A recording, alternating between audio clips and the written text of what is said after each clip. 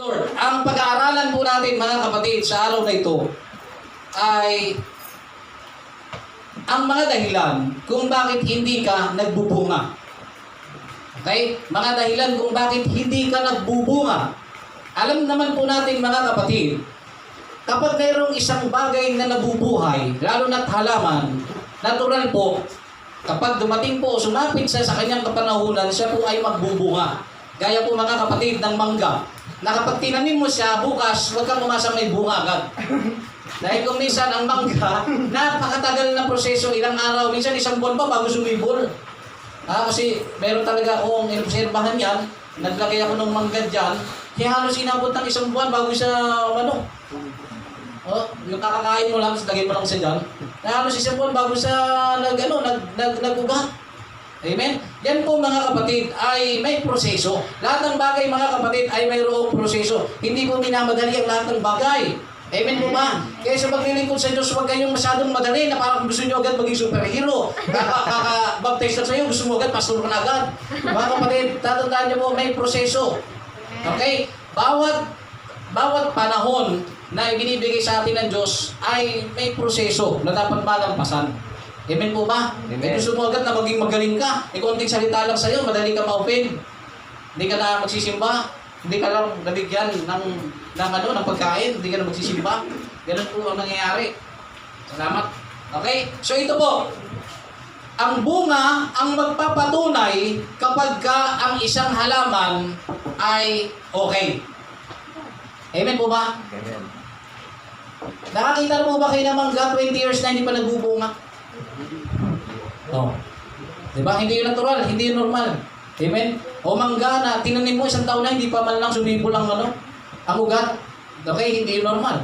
Gaya din ng baby mga kapatid. Okay? Sa 5 taon na, hindi pa rin nakakapaglakad. Merong problema. Amen? Ganun din sa ating spiritual sa paglilingkod sa ating Panginoon. 3 years ka na, wala pa rin pagbabago. 3 years na, wala pa rin bunga. Kahit man lang sana isang buwan, wala pa rin bunga.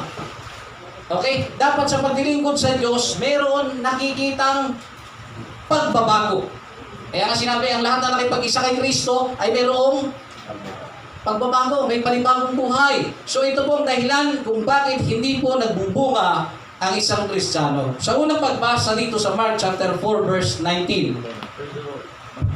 Praise the Lord. Mark chapter 4 verse 19. At ang mga pagsusumakit na ukol sa sanglibutan, at ang daya ng mga kayamanan, at ang mga pita sa ibang mga bagay na nagsisipasok, ang nagsisiini sa salita, at ito'y nagiging walang bunga. Okay. Naalala niyo po yung parabola patungkol po sa binhi? Yung napunta po yung isang binhi saan? Sa batuhan? Wayside? Mayroong doon sa mga tawagan? Okay? Mayroong good soil? Okay, ito po mga kapatid ay sinasabi doon na kaya hindi po makapagbunga. Okay, kaya hindi po makapagbunga o lumalago ang isang Kristiyano ay dahil sa mga bagay na ito. Okay? Una, yung tinatawag na pagsusumakit ukol sa sanlibutan. Ano po ba ibig sabihin ng pagsusumakit ukol sa sanlibutan? Mayroon kang mga minimiti sa sanlibutan. Okay? Gusto mo marahil maging tanyag, maging sikat, etc. Tama po ba? Okay? So yun po, pagsusumakin ko sa sanlibutan. Pangalawa, ay yung tinatawag na daya ng kayamanan. Okay? Pangatlo, ang mga pita sa ibang mga bagay. Okay? So tatlo po, ano po ulit yung pagsusumakin ukol sa sanlibutan? Pangalawa, daya ng kayamanan. Pangatlo, ang mga pita sa ibang mga bagay. Pag-usapan natin yung ikatlo. Yung tinatawag na pita sa ibang mga bagay. Praise the Lord. Pita. Pag sinabing pita, hindi ito biskwit. Pag sinabing pita, mga kapatid, ito po yung masamang hilig, masamang nasa, masamang tawag ito. Yung natural sa atin na gusto natin laging ginagawa, yung hindi nakakabuti. Yan po mga kapatid. Ibig sabihin, makalamang gawain. Yan yung tinatawag na pita. Nasa. Alam niyo yung nasa? Hindi yung nasa Yung nasa dito sa hipapawid. nasa, yung kagustuhan, no? Yung kahit hindi naman pwede, pinipilit mo pa rin. Yan. Yan po mga kapatid. Ito po, doon tayo sa pita. Unang Juan, Kapitulo 2, 15 hanggang 16. Praise the Lord. 1 John chapter 2, verse 15 hanggang 16. Huwag ninyong ibigin ang sanglibutan, ni ang mga bagay na nasa sanglibutan. Kung ang sino man ay umiibig sa sanglibutan, ay wala sa kanya ang pag-ibig ng Ama. 16. Sapagkat ang lahat ng nangasalibutan, ang masamang pita ng laman at ang masamang pita ng mga mata at ang kapalaluan sa buhay ay hindi mula sa Ama kundi sa sanglibutan. Okay, sinasabi, love not the world. Huwag niyong mahalin ang mundo o ang mga bagay sa mundo.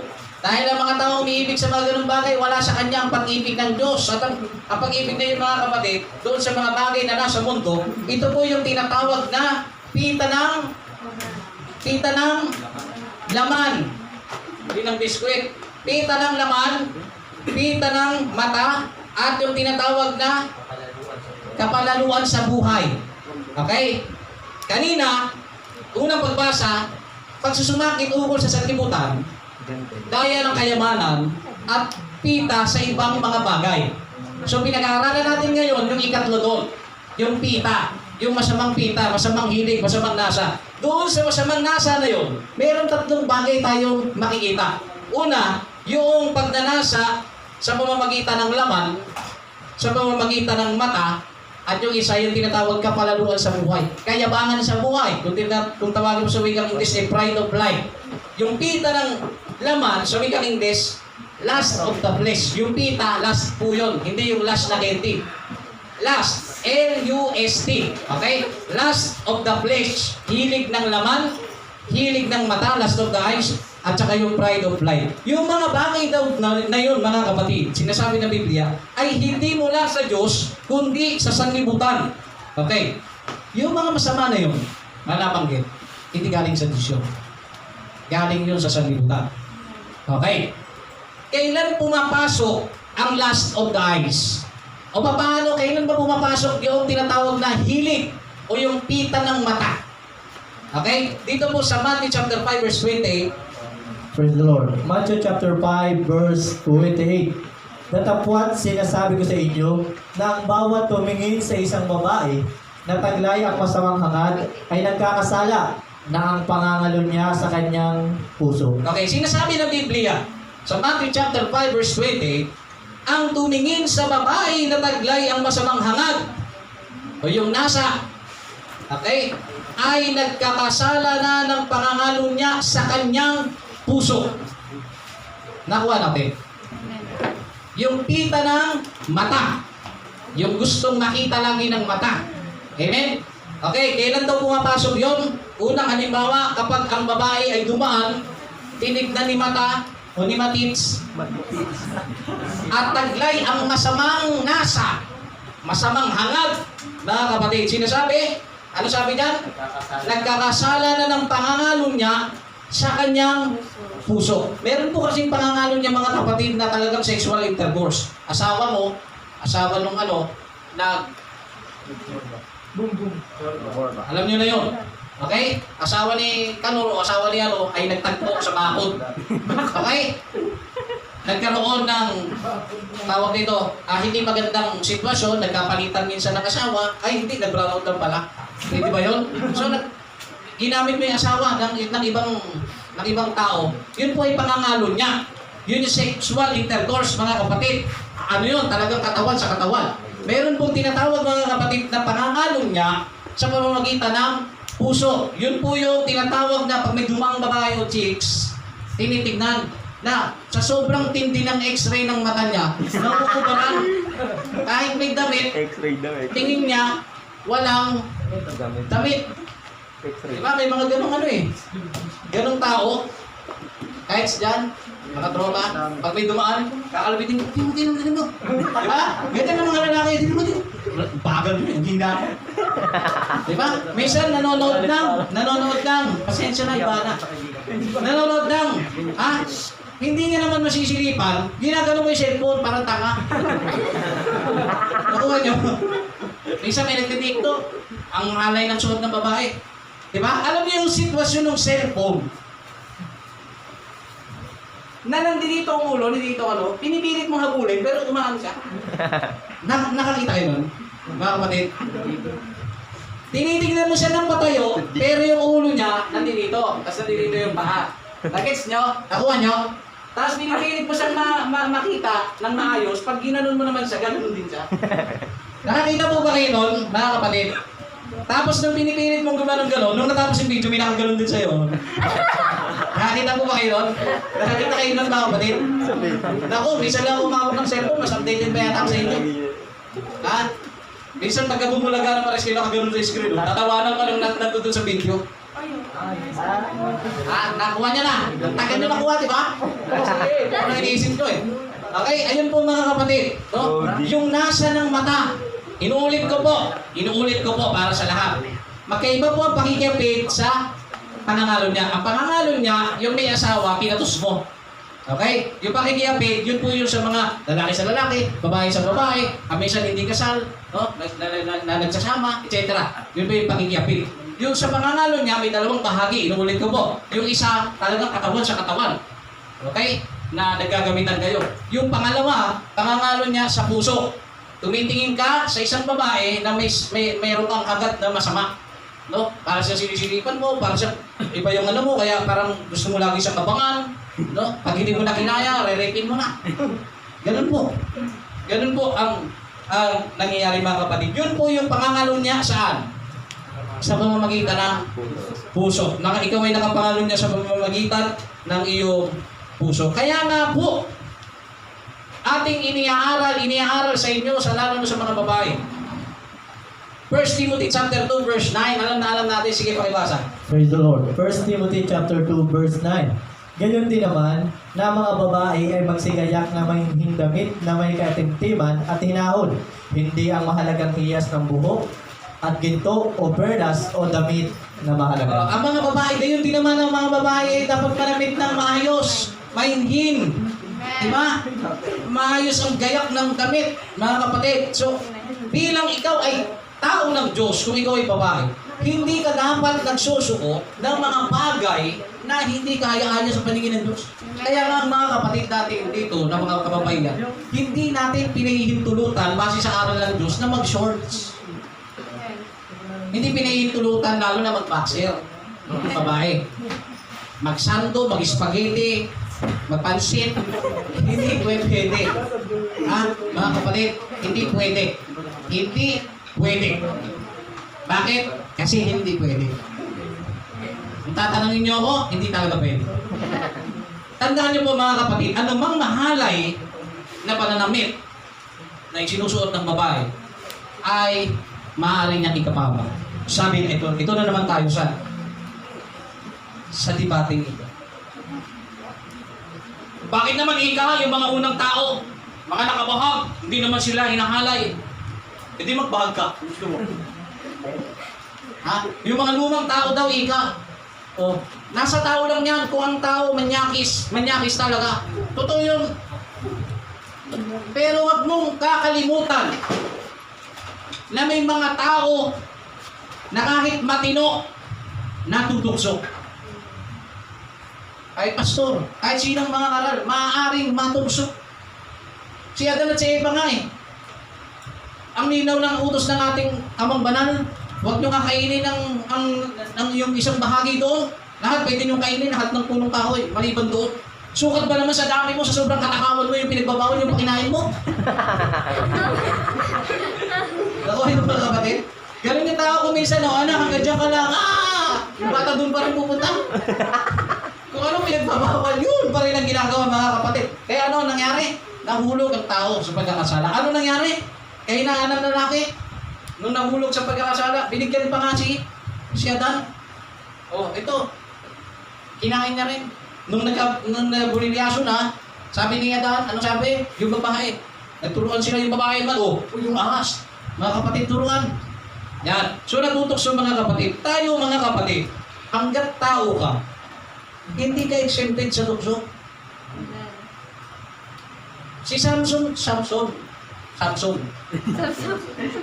Hindi si Kikim, Samson. Kilala si Samson? O, Samson. Kilala nyo? Kilala niyo yun? Ha? Yung mahabang buhok? Samson and Delilah? O. Nadokso si Samson. Sabi, wag mong sasabihin kung saan nagmumula kapangyarihan mo. Inano ni Delilah. O di, nahulog siya. Mga kapatid. Tatandaan niyo po, ha? Bigyan ko lang ng hustisya to kasi alam ko may makikinig pa nito sa video na to eh. Sabi kasi, kaya nare-rape ang babae dahil sa pananamit iha. Naniniwala po ba kayo? Malaki po ang porsyento kung bakit ang babae ginagahasa dahil po sa kanyang suot. Sabi, dito ako komportable eh. Ang dami mong views. Dahil nilabas mo yung iyong bulkan. Di ba? Kaya siya nagsusuot ng marami siyang views. Aba, kung ikaw ay mag-YouTube channel ka ng mga online gamer, natakit ka, pati mata mo, patalangang litaw, may manunod po sa'yo. Maliit ang porsyento na may manunod sa'yo. Pero dahil nililitaw mo at parang binibenta mo ang katawan mo. Di ba napalad niya sa Jessica Soho? Halos litaw na. Ay, hindi naman hindi yun ang intention ko. Naku, wag ako. Kaya nga yun eh, kasi alam mo na maraming lalaki manyakis. Tama mo ba? Naprangkahan lang tayo. Napakarami. Lalaki manyakis, marami. Kaya, ang dami niyang views. Sa tingin niyo kung hindi niya binenta yun, nilaglag, views siya, magkaka-views siya. Hindi. Kaya ako minsan, prangkahan tayo, pag-usapang kalaswaan, ang daming buhay. Kahit may sakit, nagko-comment. Tama po ba?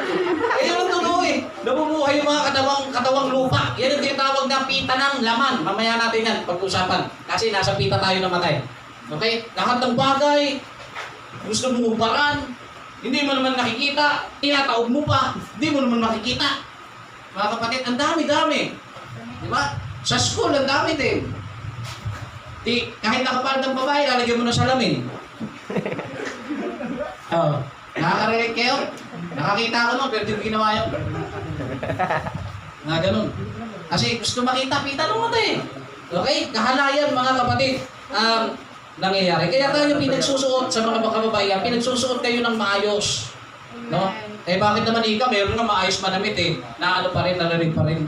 Kamalaran niya yun eh. Di ba?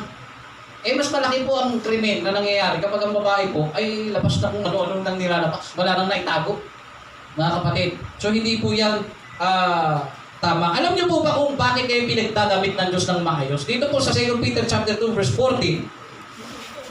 Sabi? Praise the Lord. 2 Peter chapter 2 verse 14. Na may mga matang puspos na pangangalunya at hindi maaring maglikat sa pagkakasala na umaakit sa mga kaluluwang walang tiyaga na may pusong sanay sa kasakiman, mga anak ng paglaing. Okay, sinasabi dyan mga kapatid, kung bakit tayo pinagdadamit ng maayos sa mga kababaihan, sinasabi na may mga matang puspos ng pangangalunya. 2 Peter chapter 2 verse 14. May mga mata na puspos ng pangangalon niya. Pag sinabing puspos, punong-puno, mga kapatid. Mahilig kumita ng kung ano-anong. Kulang na lang, pati masamang espiritu. Makita niya. Ha? So, yun po mga kapatid. Yung sinasabing, may mga matang puspos ng pangangalon niya na hindi maaaring maglikat. Sinasabi, that cannot cease from sin. Ibig sabihin, sa puspos ng pangangalon niya na kanyang mata, hindi na kayang tumigil sa pagkakasala. Dahil gusto na lang ng gusto makakita ng kung ano-ano. Amen po ba? Amen po ba mga kapatid? Meron talagang mga tao puspos na puspos sa kasinipan. Puspos na puspos ang ano-ano na lang. Ha? Labas patira. Ha? Kung ano-ano. Noong panahon namin ako, sasabihin ko sa inyo, no, okay, wala pa sa Panginoon. Napakahirap ng panahon namin. Mag-ipon-ipon kayo para makabili ng CD. Minsan yung CD may gas-gas pa. Ha? Ay, totoo po sinasabi ko sa inyo. No, okay, ano pa sa Panginoon. Siyempre, nasa kabinataan ka, nasa kabataan ka, curious ka. Ano kaya yung itsura nun? Ano kaya ang ginagawa nun? Paano kaya yun? So ngayon, mag-ampag-ampag kami. Ha? Papanoorin ngayon. Ang masanglap, gas-gas pa. Yan. So ganun po mga kapatid ang nangyayari. Yung gusto nakita ng mata. Masyadong curious. Ano yung itsura? Ano kaya ano? Ganito? Paano? Yan po mga kapatid ang pita ng mata. Amen po ba? Amen. Gusto ko lagi yung mga magiging. Kasi puro mata. Ha? Huwag kayong masyadong maging matiks na tao. Mahirap yan. Okay. Tuloy po tayo mga kapatid. Dito naman po tayo sa lust of the flesh. Yung kaninang lust of the eyes, bahagi lamang po yun ha. Yung gusto mong makita kung ano-ano mga site, tinitignan mo, Chuchu, lahat. No? Dito naman po tayo mga kapatid sa lust of the flesh o pita ng mata o pita ng laman o nasa ng laman. Okay? Sabi dito, yung lust of the flesh, ito po yung pagsunod sa masamang nasa ng laman. Gusto mo. Okay? At hindi ka mapakalin at di mo yun natitikman. Papadroga o tao ano. Ha? Ito po, Romans chapter 1, verse 26 hanggang 27. Praise the Lord. Romans chapter 1, verse 26 hanggang 27. Dahil dito, hinayaan sila ng Diyos sa mahalay na pagnanasa. Ayaw na makipagtalik ng babae sa lalaki at sa halip ay sa kapwa babae sila'y nakikipag-ugnayan. 27. Ganoon din naman ang mga lalaki.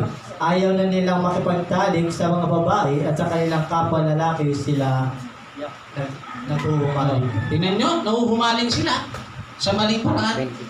Ang babae ay nakikipagtalik na sa kapwa babae at ang lalaki ay nakikipagtalik sa kapwa lalaki na pawang nahuhumaling na pareho.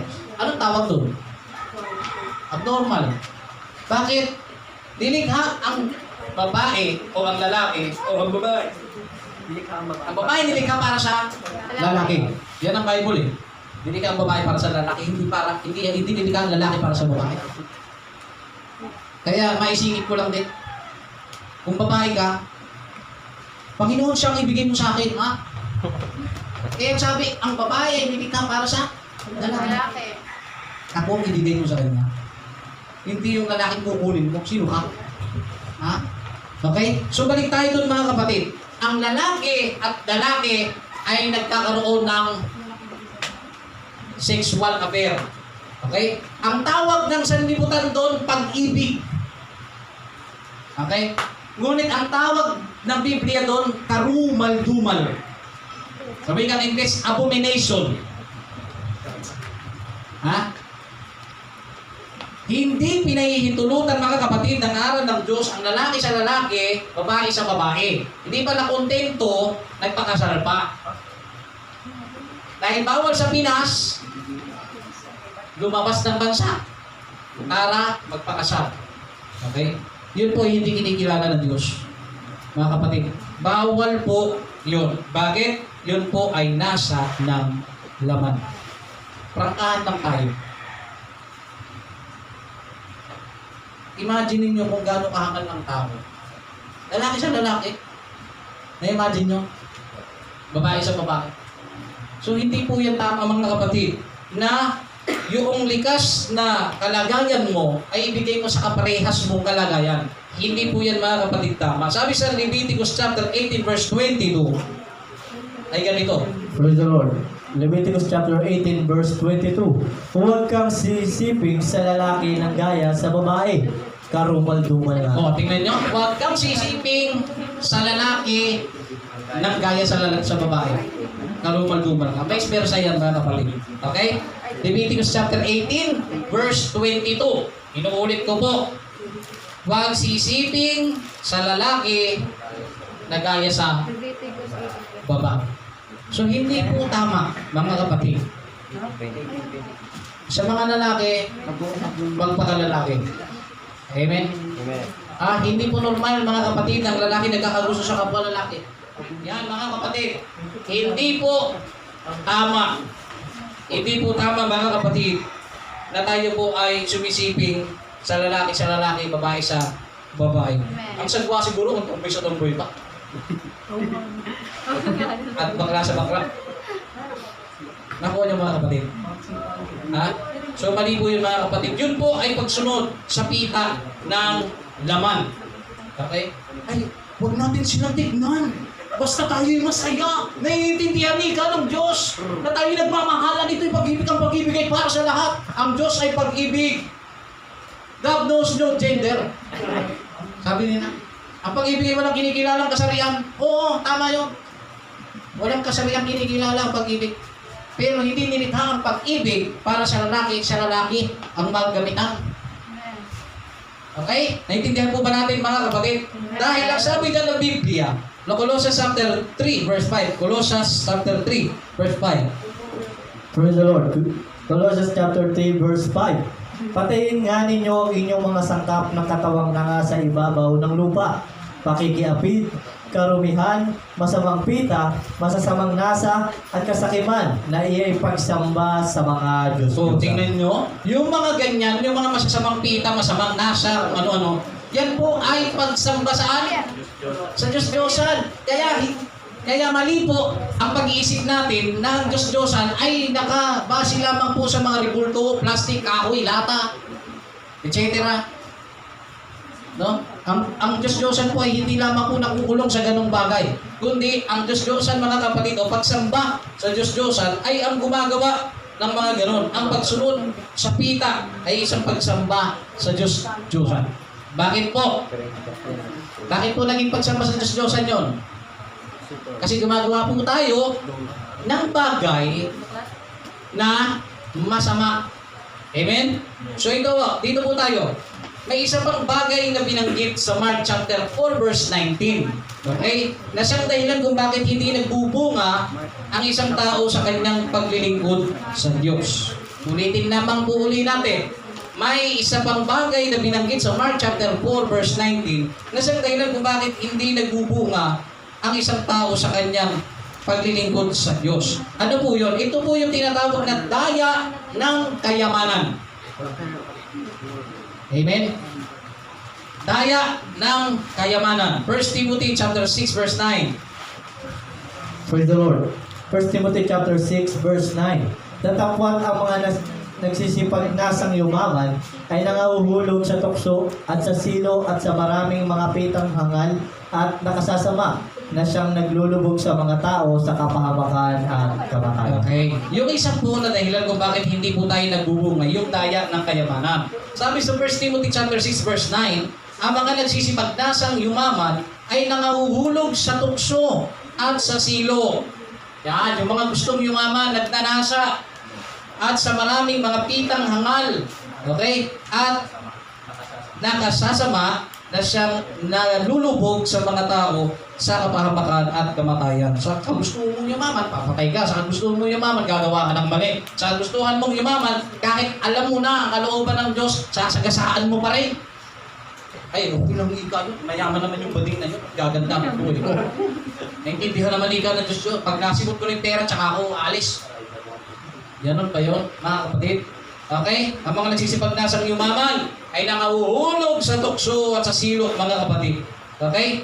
So ito po, balik tayo doon sa last o yung sa pita ng laman. Merong tinatawag na masamang pita ng kabinataan.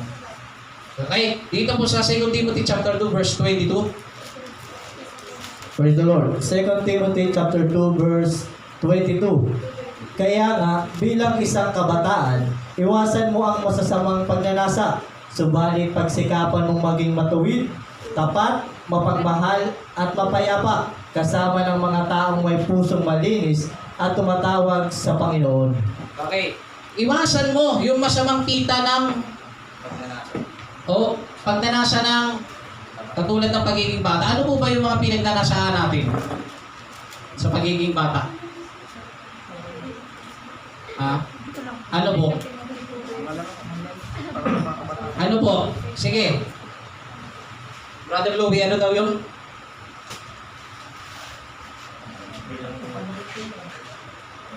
Sige, basahin nga ulit natin mga kapatid. Kung tulog yung mga kapatiran natin eh. Sige. Praise the Lord. Kaya nga bilang isang kabataan, iwasan mo ang masasamang pagnanasa. Iwasan mo ang masamang pagnanasa. Mga masasamang pagnanasa. Alam nyo naman po yan. Yung lust of the eyes, lust of the flesh, at yung iba pang bagay. Naintindihan po ba natin mga kapatid? Amen. Okay, dito po tayo ngayon. Sa sumunod na bahagi nun, pakibasa mo.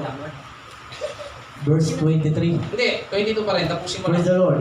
Kaya nga bilang isang kabataan, iwasan mo ang masasamang pagnanasa. Subalit pagsikapan mong maging matuwid, tapat, mapagmahal at mapayapa. Kasama ng mga Matuwid, tapat, mapagmahal mapagmahal, at mapayapa. mapayapa. Yun ang gustong mangyari sa atin ng Diyos. Matuwid, tapat, mapagmahal, at mapayapa. Gaya ng ano, sunod doon? Kasama ng mga taong may pusong malinis at tumatawag Yun. sa Panginoon. Kasama ng mga taong may malinis na puso na tumatawag sa Panginoon. Kaya nga mga kapatid tayo bilang mga lingkod ng Diyos. Dapat nga kung ikaw ay lingkod ng Diyos, ang sinasamahan mo lagi, lingkod din ng Diyos Hindi yung adik. Lingkod ka ng Diyos, sumasama ka sa mga tao na hindi kumikilala sa Diyos. Akala ko ba binago ka na ng Diyos? Pero mga sinasamahan mo pa rin mga tao na na hindi mo nga mayayang magsimba. Tapos ikaw yung nayayaya nila. May gawain kayo, may gawain na linggo, may sarili kayong gawain. Mga kapatid, sino yung si sa inyo? Ikaw, preacher? Mga kapatid, alam niyo mga kapatid, tatandaan niyo po, magiging prakala ko sa inyo. Napakatanga mong lingkod ng Diyos. Tinawag ka ng Diyos para sumama ka doon sa mga lingkod din ng Diyos. Amen. Tapos ikaw pupunta ka doon mga kapatid. Buti ikaw pupunta ka para dalhin mo sila sa Diyos eh. Eh ang ginagawa mo, nandun ka na, nakibakay ka pa. Imbis na ipipresent mo si Kristo, pinipresent mo mga kapatid, yung gawa ng mundo. Tinawag ka na ng Diyos, inakis-pag-ibig ka pa sa labas. Tinawag ka na ng Diyos mga kapatid, nakabaksel ka pa rin sa labas. Kasama mo pa mga tropa mo. Mga kapatid, tatandaan niyo po, hindi po tama. Pagtingkod ka ng Diyos, kung ikaw ay nasa katinuan, saan kayo nakakita mga kapatid, ang dili sumasama sa shark? Saan kayo nakakita? Saan kayo nakakita ang dili sumasama sa shark?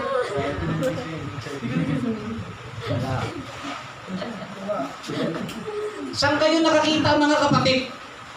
Na yung octopus, magkasama sila ng hipon lumalangoy. Di ba? Saan kayo nakakita ng ibon tsaka pusa, parehas na mumuhay?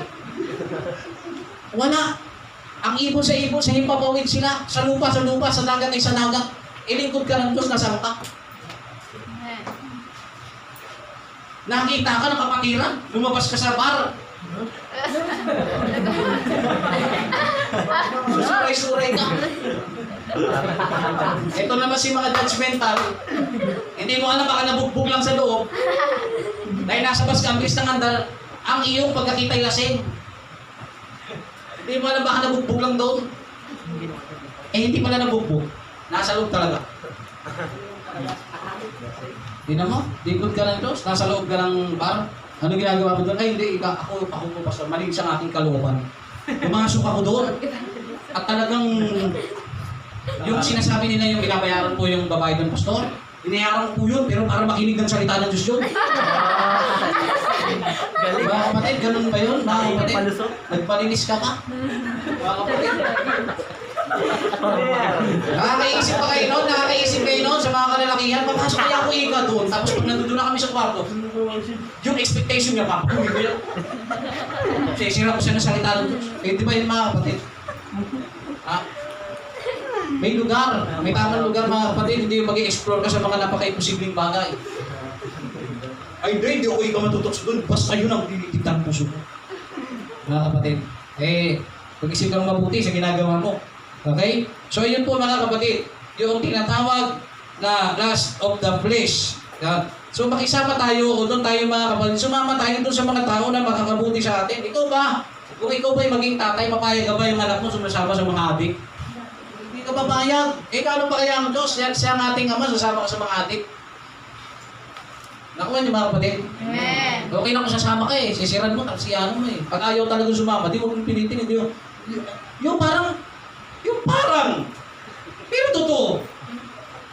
Hindi mo feel na kasama ang mga kapatiran mo kasi ang feeling mo hindi ka belong. Kaya ikaw, ang gusto mong kasama, yung mga tao sa sanlibutan. Dahil feeling mo blessed. Feeling mo happy. May kapayapaan. Yung trip ng isa, yun din yung trip mo. Kasi paniparehas kayo ng isip. Makasanlibutan. Pita ng mata, pita ng naman ang pinapairan. Kapag ang isang Kristiyano hindi niya feel makisama sa mga kapwa Kristiyano, may mali sa tao niya. Amen. Dahil ang tunay na tilapia, kasama ang tilapia. Ang leon, di makikipagsama yan sa pagong.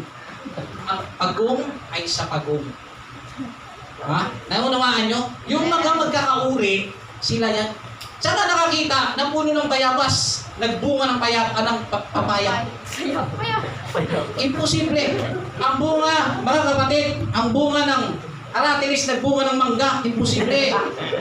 Mga kapatid, ibig sabihin, kung anong klaseng tao ka, yun ang lalabas na bunga sa'yo. Kung talagang ikaw ay uri ng Kristiyano na panay palyado, mga kapatid, lalabas yun.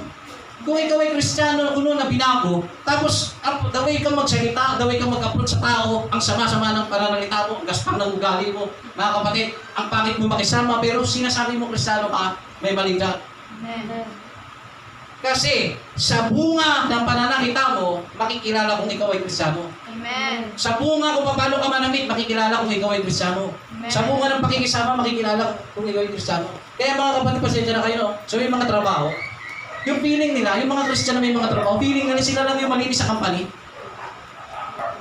Nagigets mo? May mga Kristiyano na feeling nila sila lang ang malinis sa company. Na kapag nandun sila, feeling nila sila yung inuusig. Feeling nila siya yung pinag-uusapan. Mag-isip ka nga, kung mahusay kang makisama, hindi ka makakarinig ng kahit ano. Amen. Huwag kang mag-ano na, ayoko na dito, magre-resign na ako kasi toxic. Talaga ba? Sabi ko sa inyo eh. Sabi ko sa inyo mga kapatid eh. Tatandaan niyo po, kapag Kristiyano ka, ang unbeliever gusto lagi kang kasama. Amen. Bakit? Napagkakatiwalaan ka kahit sa kwento eh. Di ba? Dahil alam ng unbeliever na Kristiyano ka, mas palagay silang magsabi ng mga lihim na bagay. Mas palagay silang magsabi ng problema nila. Hindi nila sinasabi kahit sa kabarkada nila. Kasi alam nila, mas mapagkakatiwalaan ka. Eh hindi eh. Kristiyano lang kami minsan, sinisiraan pa eh. Tama ba? Tatandaan niyo po mga kapatid, kapag kayo ay pumasok sa trabaho, huwag kayong mag-feeling na kayo malinis sa loob. Amen. Huwag kayong mag-feeling mga kapatid na parang inaagabyado ka sa loob. Huwag kang mag-feeling kapatid na sinasabi mo na parang ako, napaka-toxic ng lugar na ito. Toxic pala dilinisin mo. Tatandaan niyo po, sinasabi ng Biblia, tayong mga Kristiyano ay liwanag ng sanlibutan. Baka punti ka sa loob.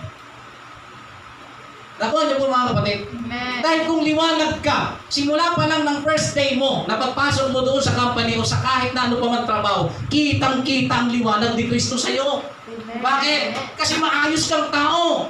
Nung nakita pa lang kung paano ka manamit, paano ka nagsalita, may iba dito sa tao to. Naiintindihan niyo po ba? Amen. Kaya nga nararamdaman ng isang taong maayos sa Diyos. Kapag maayos ka sa Diyos, maayos ka, ang relasyon mo sa Diyos, nararamdaman mo kapag ang isang tao totoo eh. Nadi-discern mo.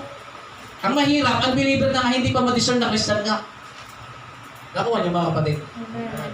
Dapat sa umpisa pa lang, sa lahat ng aspeto ng pamumuhay, basta pumasok ka sa isang lugar, kailangan makita ang liwanag ni Kristo sa iyo kapatid. Amen. Hindi mga kapatid, pagpunta mo, yung pita ng mata, pita ng laman, gano'n ka, babalik ako dito maraming chicks. Babalik ako dito, gaganda ng mga suit nila, may iksi. Yan, mga kapatid, hindi dapat tayo ganoon. Pangit po yun, hindi po tama yun. Ha? Sa mga Kristiyano po, bago magsalitang toxic ang isang lugar o ang isang tao, search yourself Amen. first. Kasi kung malinis kang tao, yung toxic, maaari mong alisin. Saan? Sa pamamagitan ng pakikisama at pakikibagay sa kapwa. Amen. Wala pong gera. Sabi nga, sino ba itong rapper na ito na nagsabi? You cannot talk peace when you have a gun. Sino nagsabi nun? Si Francis M. Ano kanta yun? Kaleidoscope. Sabi, hindi ka pwedeng makipag-usap ng kapayapaan kung meron kang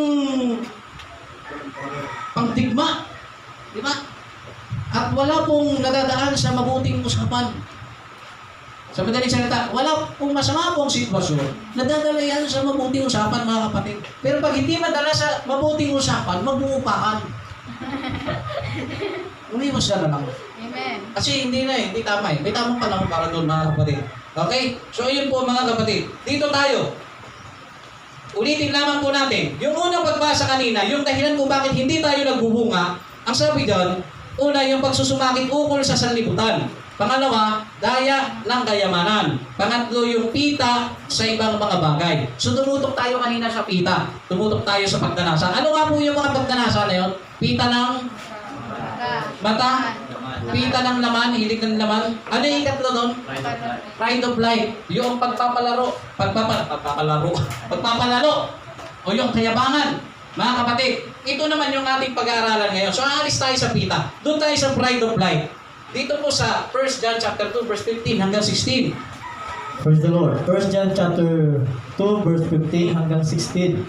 Huwag ninyong ibigin ang sanglibutan ni ang mga bagay na nasa sanglibutan. Kung ang sino man ay umibig sa sanglibutan, ay wala sa kanya ang pag-ibig ng Ama.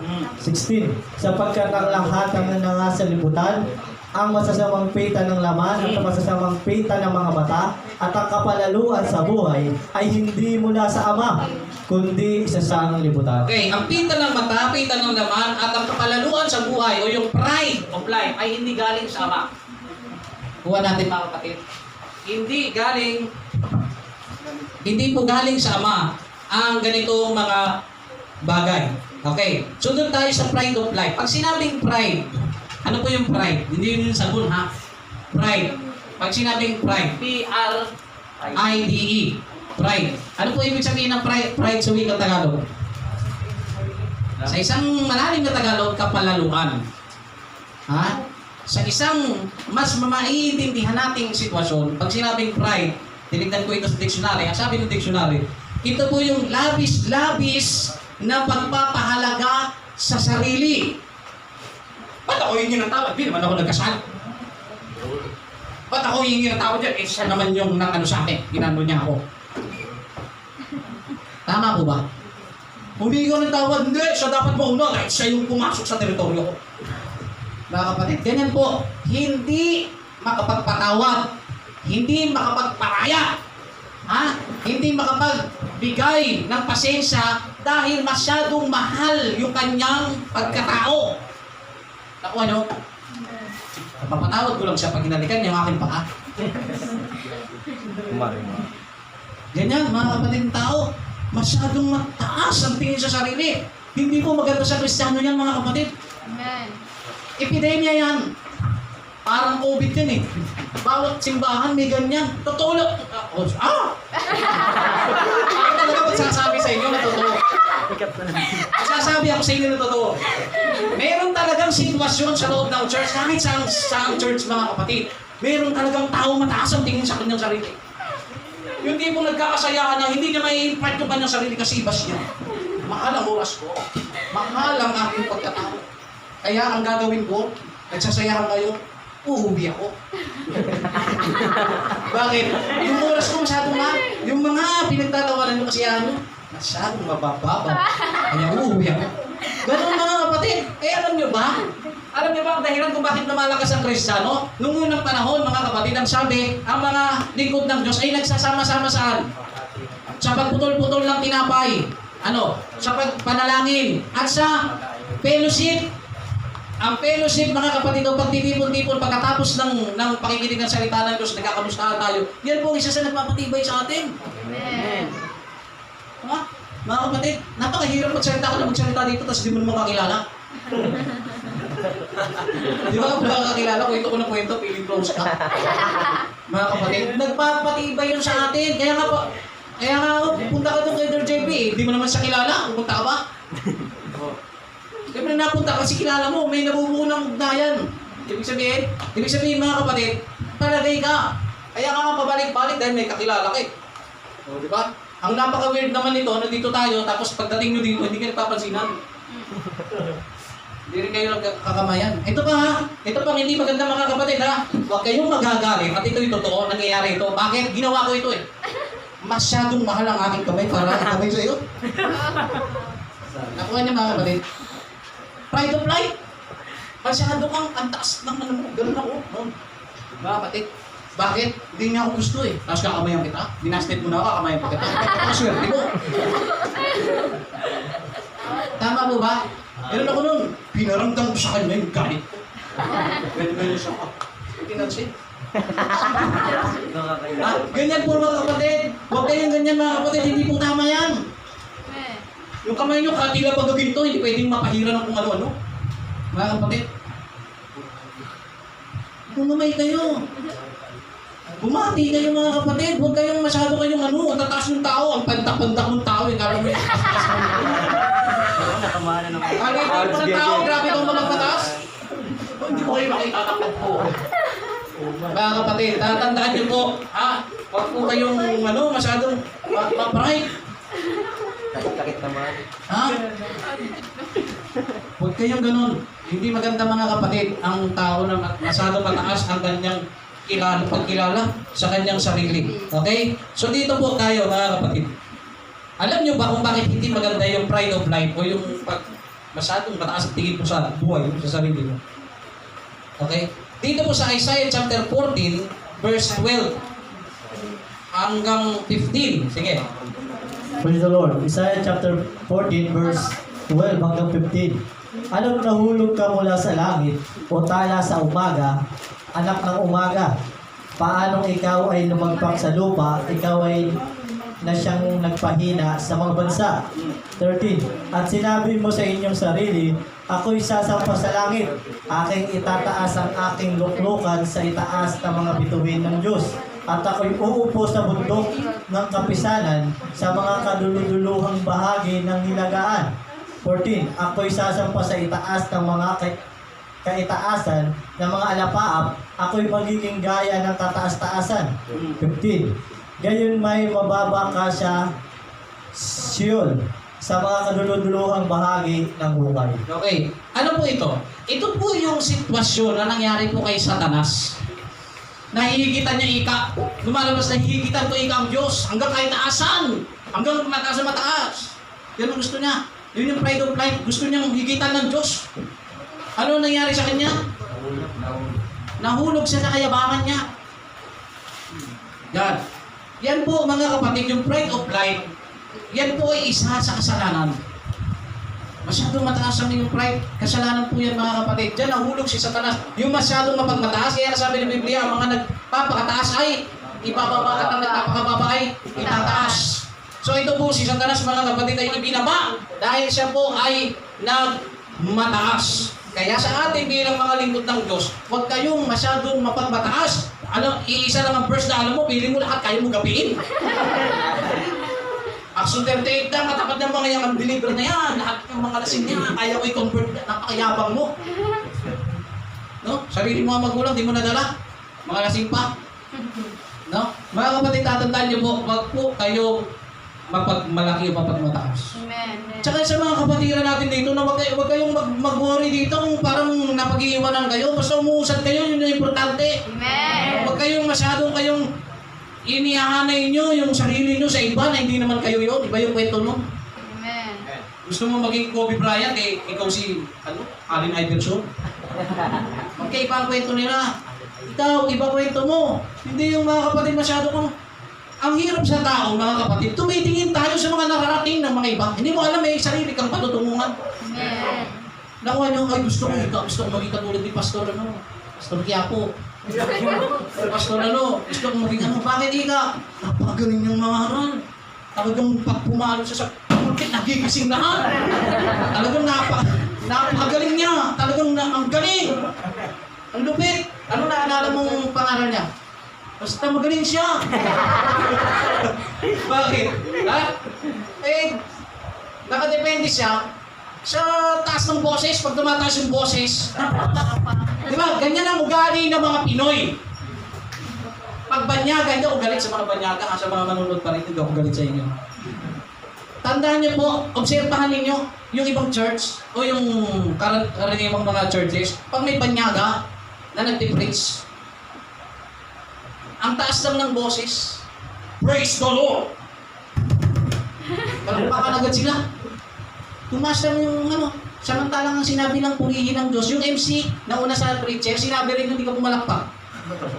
Nakuha niyo mga kapatid, minsan tayo, namamangha tayo sa kung ano yung kalidad ng isang tao. Nakuha niyo mga kapatid. Kaya sabi ng isang mangangaral, kapag ka ang mahirap, nagpasag ka ng, alam mo yung blend 45 ng Nescafe, lagi mo ng tali, ikwintas mo sa mahirap, ano sasabihin? Mahirap yan. Blend 45, masagin mo, isuot mo kay Sarah Ronnie mo, diamante yun. Nakuha nyo? Mga kapatid. Nakadepende ang katayuan ng tao, nakadepende yung paghanga natin. Di ba? Siyempre, pag mayaman, ina-expect mo, mamahalin. Hindi mo alam, 10 piso lang yun. Di ba? Pag mahirap, duda agad. Fancy. Wisan, nakaw pa. Mga kapatid, ganyan po eh. Di ba? Ganun po tayo mga kapatid eh. Pero ang punto dito mga kapatid, sa mga kapatiran natin, huwag kayong masyadong mapaghangat. Kakapasok mo lang sa larangan ng paglilingkod sa Diyos, gusto mo na agad palitan yung pastor mo. Kakapasok mo pa lang mga kapatid, gusto mo agad halos superhero ka, lahat, gusto mo lahat. Yung gusto mo maging, alam mo yung salita ng mga YouTuber, ano yun? Pa-famous. Okay? Huwag kayong ganun mga kapatid, mabuti na simple ka lang. Amen. Hindi nila alam. Amen. Yun ang maganda. Hindi yung sa sobrang kilala ka, pagtawag sa'yo na blanco ka. Nakuha niyo mga kapatid? Amen. Mas maganda pa rin, simple pa lang. Simple ka lang po. No? Dahil sa oras na gamitin ka ng Diyos, walang tao na hindi mabiblis. Bakit? Simple kang naglingkod sa Diyos. Amen. Hindi ka gumamit ng dahas para makilala. Hindi ka gumamit, mga kapatid, ng kahit anong makinarya para umangat. Maglingkod lang kayo. May panahong ukol sa isang taong tapat sa Diyos. Amen. May ukol na panahon sa iyo para gamitin ka ng Diyos. Amen. Hindi yung marunong ka pa sa leader mo. Hindi, okay na ako, ganda ng boss ko. Ayun din. Kapatid, hindi porket maganda ang boses mo, gusto mo ikaw na agad ang masusunod. Mga kapatid, hindi. Ang puso natin, mga kapatid, ay tinitignan ng Diyos. Amen. Yung puso natin, praise the Lord. Yung puso po natin, mga kapatid, ay tinitignan ng ating Panginoon. Huwag po tayong maging gaya ni Satanas na nahulog po. Ito po, dito tayo James chapter 4 verse 17. Praise the Lord. James chapter 4 verse 7 yung nakalagay. 7 yung nakalagay. 7 nga. James 4:7 pala, sorry. Praise the Lord. James chapter 4 verse 7. Pasakos nga kayo sa Diyos, datapwat magsisalangsang kayo sa diablo at tatakas siya sa inyo. Pasakop nga kayo sa Diyos. Datapwag. Ano sabi?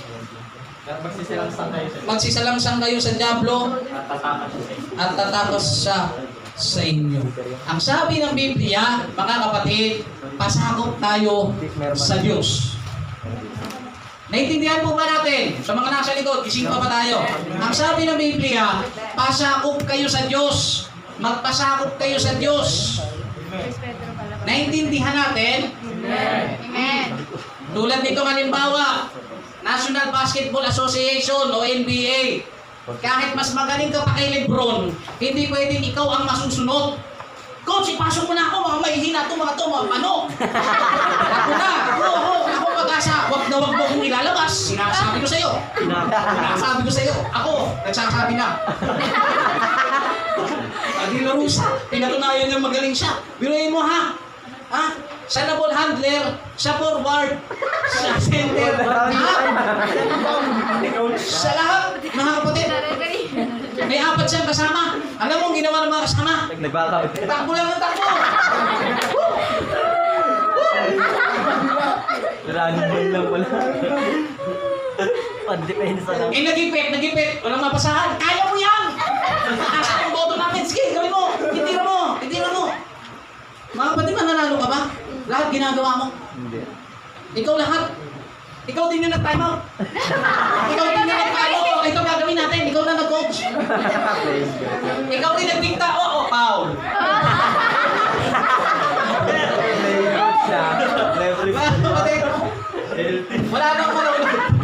wala nang manonood at masisira ang credibility ng NBA sa'yo. Kapatid, kapag ikaw ay naging NBA, magpapasakop ka saan? Sa komite. Magpapasakop ka saan? Sa mga panuntunan. No? Minsan tayo kasi, lalo na sa mga player, mga magagaling, kung marunong pa sa referee, hindi naman naririnig. Sa NBA, di ba? Nagreklamo, nadikitan, tapos pag hindi matanggap, di ba nagano'n? Tapos technical, galit pa uli. Di ba? Pinituhan ka, hindi naman pipito yan dahil pumito yung referee. Anong violation mo? Nakatunga ka, pwede ba yun? Pinipituhan ka dahil may mali kang nagawa. Amen. Yan sa paglilingkod sa Diyos. Pinipituhan kayo ng mga ngaral kasi may mali kayong nagagawa. Amen. Hindi yung marunong pa kayo, hindi yung power. Pastor, Pastor. kami nga nakakakita. Kaya nga sinasaway kayo.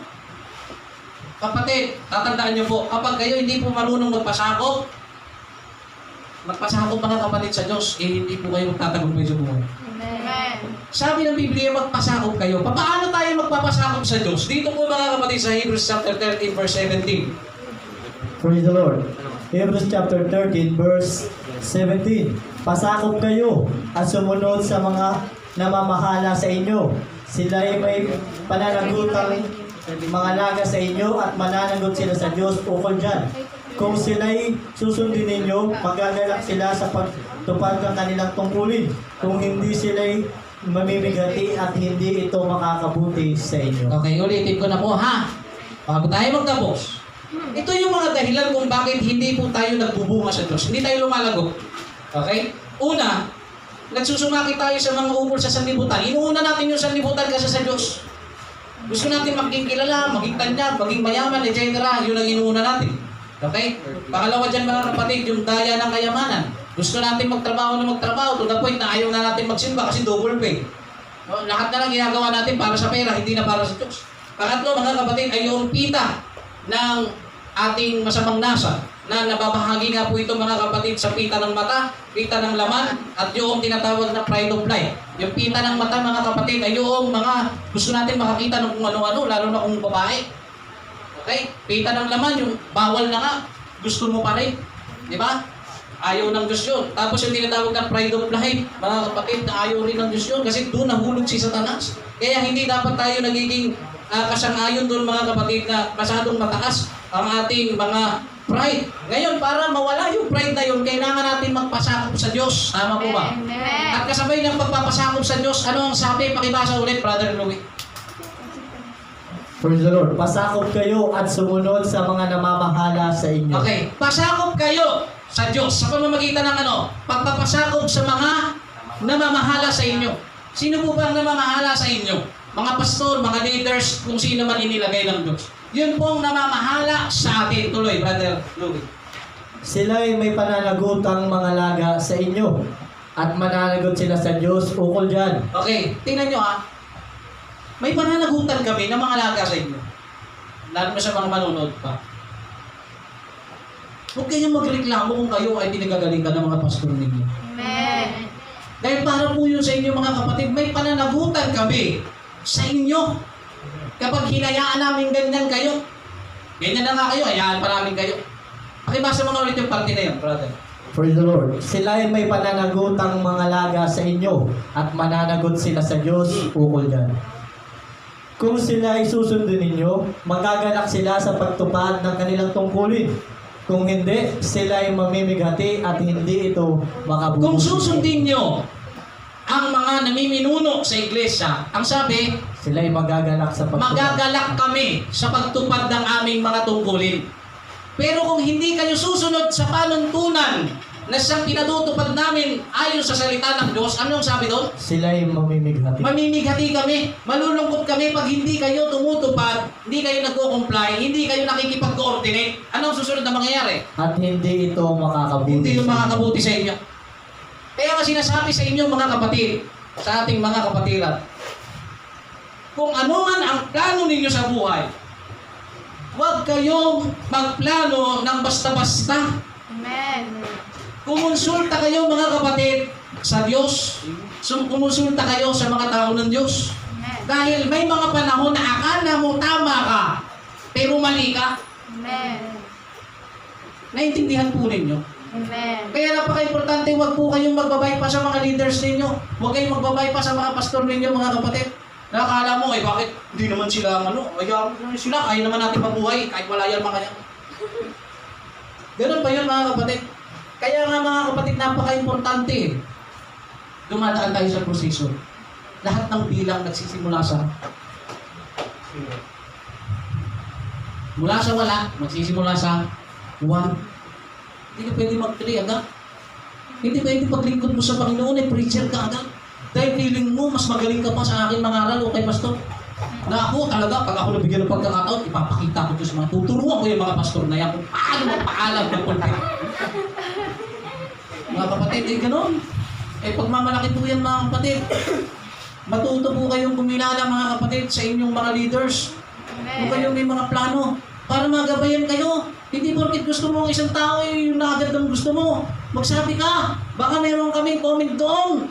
Baka mapahamak ka, baka may hindi ka pa nakikita sa kanya. Amen. Na kami, kita-kita namin. At once na kapag lumapit at sinabi namin sa iyo kung ano totoo, huwag mong isipin sinisiraan ko. Amen. Dahil kitang-kita ko. Hindi lang ako, pati kapatiran mo. Kaya sinasabi ko sa inyo, kung gusto nyo kayong mga kapatid mapaayos ang buhay ninyo, pagkakonsulta nyo sa Diyos, hindi naman po masama at hindi naman po pinagbabawal ng Biblia na kumonsulta kayo sa mga tao ng Diyos. Para makita nyo yung view. Kasi minsan, pag nagdidesisyon tayo, kung anong edad natin, kung ano ang ating naisip, yun lang. Wala pa tayo, hindi pa natin nakikita yung ibang pwede pang mangyari. Kaya napaka-importante. Kaya sa mga young people, lalo na lalaki, mag-ingat kayo. Hindi porket maganda yun na yung gusto nyo. Mahuhulog kayo, tita ng mata yun. Gusto mo pa rin. Kahit nalitaw na. Pinakikita na ng Diyos. Pinilit mo pa rin. Tatandaan niyo po ito. Kapag ang Diyos ay nagsabi ng huwag, wag mong ipilit. Amen. Nakuha niyo? Amen. Kaya kasi sinasabi niya, huwag kayong makisama sa hindi mananampalataya. Amen. Sukat ba naman iitay? Mababago ko rin yan, Panginoon. Mababago rin yan, Pastor. May imbitahan ko rin yan. May imbitahan mo yan. Pero totoo ba ang pagbabago niyan ay dahil sa Diyos? Ay dahil sa iyo yun. Pag wala ka na, wala na rin yun. Nakuha niyo? Amen. Huwag po kayong padaya. Hindi po kayo magbubunga. At kung gusto niyo magbunga, mag-focus kayo sa Diyos. Amen. Mag-focus kayo sa Diyos. Huwag kay brother, huwag kay sister. Alalayan nyo sila. At saka huwag, tigilan nyo ngayon. Pag kayo naglingkod sa Diyos, huwag kang tumingin sa tao. Ang sakit niyan mga kapatid. Ang dami ko nang narinig at naging isa akong ganyan noon. Nasa paglilingkod mo sa Diyos, huwag kang tumingin sa tao kasi matitisod ka. Kapatid, hindi ka lang ang papasok sa langit, kawawa sila. Tingnan mo sila. Pero huwag kang magpatisod sa ginagawa nila. Amen. Tulungan mo sila. Hindi yung mga kapatid ang nangyayari kasi. Lalo na sa panahon natin ngayon, church age, ang church ngayon mga kapatid, nagsasabi, huwag kang tumingin sa tao, sa Diyos ka lang tumingin. Pwede ba naman yun? Paano mo mamahalin ng Diyos? Kung ang iyong kapatid na lagi mo nakikita, hindi mo kaya mahalin. Amen. Huwag na tayo maglukuhan. Tama mo ba? Amen. Ang dami ko naririnig na ganyang mga ngaral. Pasensya na po kayo.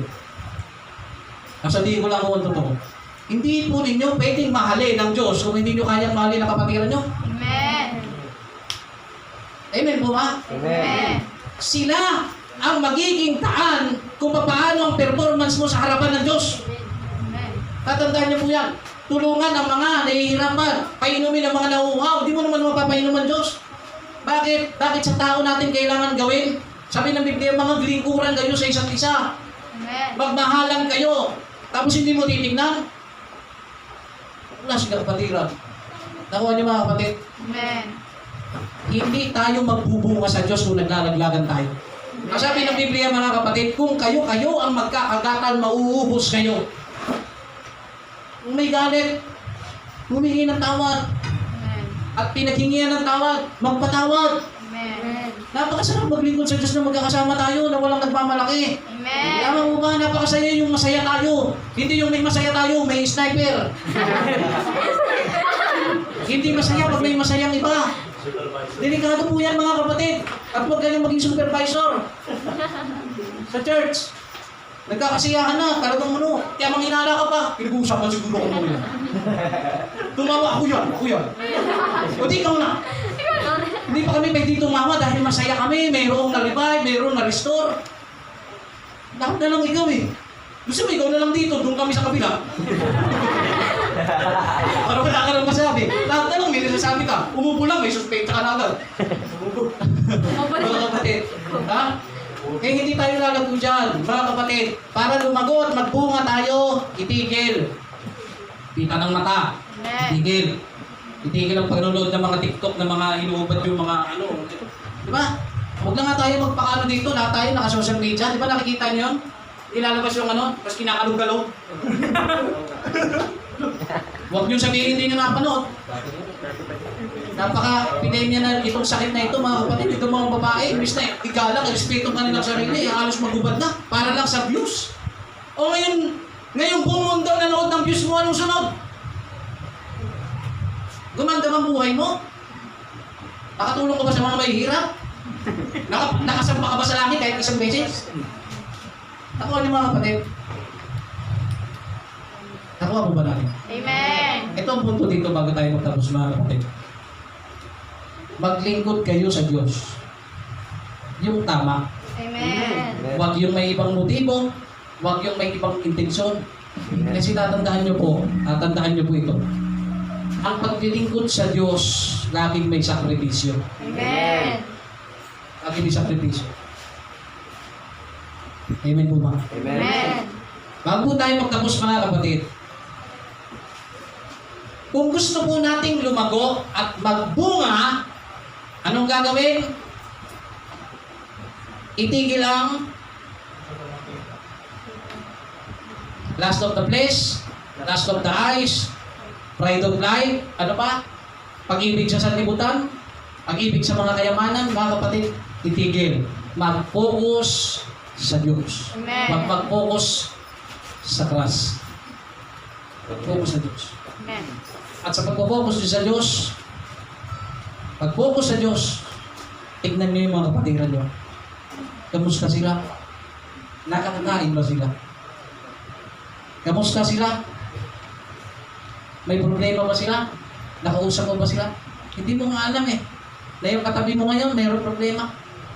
Pero ikaw nakapokus ka sa sarili mo. Nakapokus ka sa syota mo. Hindi mo ba alam na yung katabi mo, mayroong pinagdadaanan din? Na kung ikaw ay wala kang pinagdadaanan sa ngayon ay matuwa ka at ikaw ay maging bahagi para iangat sila. Amen. Tingnan nyo sila. Balinin nyo yung paniniwala na sinasabi ng napakaraming preacher na huwag tumingin daw sa tao. Amen. Tingnan natin sila. Pero kung nagiging katitisuran sila, huwag kang magpatisyon. Tingnan mo sila. Iangat mo sila. Kapatid. Tumayo tayo mga